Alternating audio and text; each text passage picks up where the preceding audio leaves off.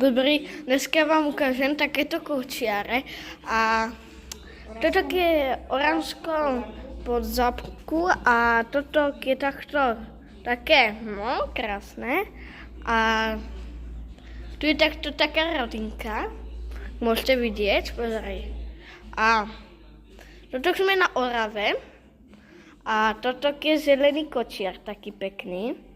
No neviem, jestli tu vidíte, taký úžel tu je, aby sa tam nechytal, ale tu sú asi moje najkrajšie šanky, ktoré som si aj zobral domov. To je krásne, pozrite, taký kočiar. A tu sa dá takto nastúpiť a takto tu máš také úžle na kone a tu je a takto tu je takýto chlapec, ktorý takto fajčí cigaretku. A čaute.